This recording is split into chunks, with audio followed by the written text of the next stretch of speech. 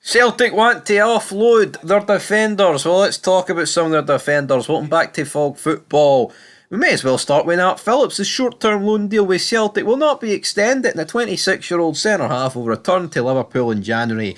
Thank you, sir, for scoring the first goal of the almighty Kilmarnock comeback 7, 8, 9 days ago, however long ago it was. Doesn't really matter. All I know is that Celtic dropped points, and it was absolutely dozy. But I think this guy's being made a bit of a scapegoat, to be honest. Now, I'm not going to sit here and try and defend the guy and say, well, I just did, but I'm not going to try and say he's the greatest thing ever. But I mean, he got compared to Shane Duffy. Shane Duffy like cost Celtic about 12 points that season. Probably knocked him out all the cups and Euro competitions as well. So to actually suggest that, you know, the guy's just as bad as Shane Duffy, I think's laughable, man.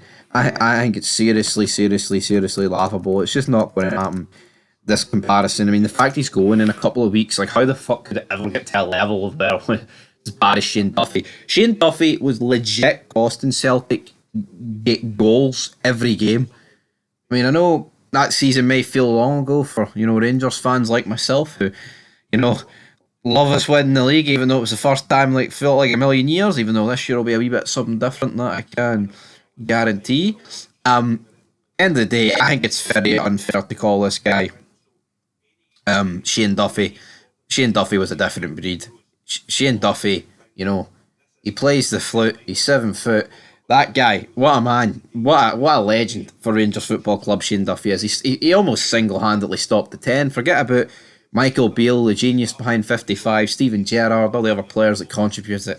What about Shane Duffy? Guy deserves a statue outside Ibrox. It really is that simple. But let's forget about Nat Phillips, because these short-term loan deals, they never really seem to go any longer than the actual original short-term thing, to be honest. And I'm not really surprised by this, to be honest. But also, let's move into Alexandro Bernabe is poised to make a January exit from Celtic with interest. The 24-year-old Argentinian left-back from clubs in his homeland in Italy, as the Scottish champions consider Estrol's $4 million rated Thiago Araujo as competition for Greg Taylor.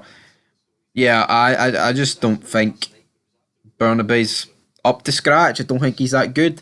A lot of Celtic fans don't think he's that good. I mean, he's 24, he's not going to get any younger, so you may as well try and cash in on the age factor, to be honest. I mean, he's not been good for Celtic. Has he got a future? No, I mean, I think him and Yilmaz are in very similar boats. Now, I do rate Yilmaz a wee bit more than Alexandro Bernabe. Not that Yilmaz is a world beater, but I think he is better.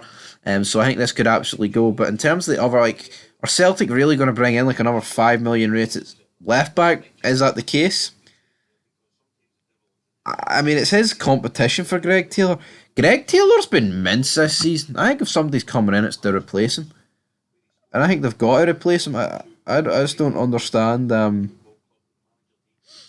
what the love for Greg Taylor. I mean, yes, I think Ange's 2 seasons, Greg Taylor was really good at left back, but this season, same with Alistair Johnson, man, you could replace that the entirety of that back five. Well, I'll tell you take out Carter Vickers and Scales, because I mean, they do need other centre back, Celtic, right? And I mean, the fact they're going to sell Naroki and Lagerbielke as well, which we're yet to talk about, may as well just throw them in. There's no mention of them in the gossip columns, but they do want rid of them. Like, apart from Scales and Carter Vickers, Celtic probably want rid of all their defenders. Maybe apart from Johnston, but they need backup there. They need rid of Ralston. They want rid of Bernabe. They want rid of Joe Hart. Seegers can't get a fucking game. I mean, he's literally behind Bain in the pecking order. They've got about 10 centre backs they want rid of. Celtic just want rid of a lot of players, guys. But how is it gonna go down? I'm not too sure. We'll have to wait and see. We've got a busy month in January. Even though there's not an awful lot of games in January, at least, we've